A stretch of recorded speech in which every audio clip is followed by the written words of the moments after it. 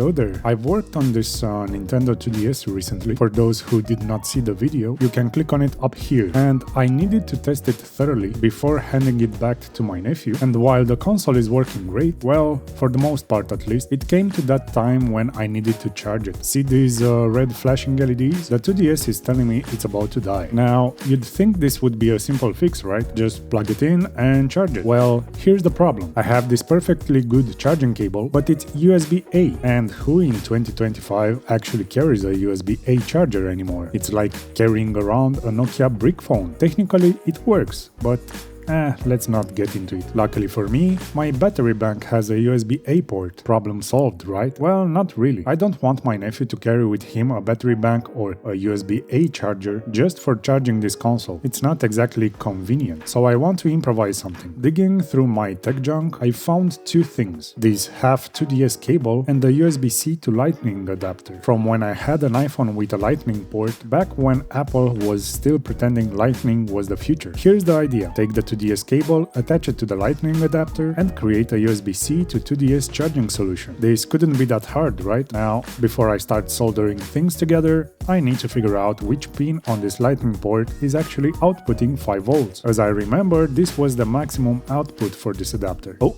found it. So the fourth one, nice. Time to solder. I'm going to connect the red wire to the 5 volt pin and the black wire to the ground. Since the Lightning connector is made out of metal, I can solder the ground wire directly to the metal casing.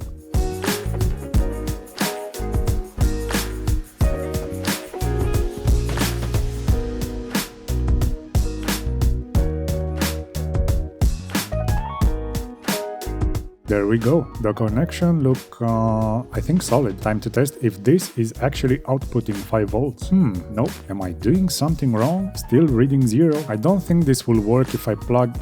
Wait, what? It does. What the heck? Let me try to measure the pins that charge the battery. Nope, still nothing. Sometimes electronics work on pure stubbornness and good intentions. Okay, before I go ahead and reinforce it with some shrink wrap, let me stick some Kapton tape under the 5 volt wire so it doesn't touch the ground. Oh, I guess the ground wire was not that solid. Oh, neither the red one. Let me try this again.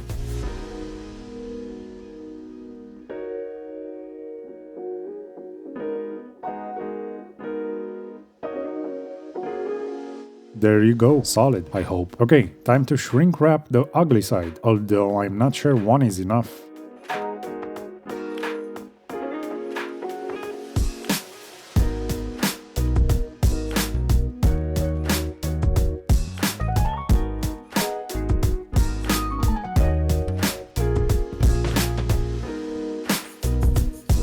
There. 4 should do it. This could probably survive a nuclear blast now. Okay, let's test it. Hey, it works. The 2DS is charging from USB-C now. It's not winning any beauty contest, but it gets the job done. That's pretty much for this video. If you liked it, give it a thumbs up, subscribe if you want to, and let me know in the comments if you know why this thing is working but I could not read the 5 volts output. Seriously, I'm curious about this mystery. Thanks a ton for watching, and I'll see you in the next one. Bye!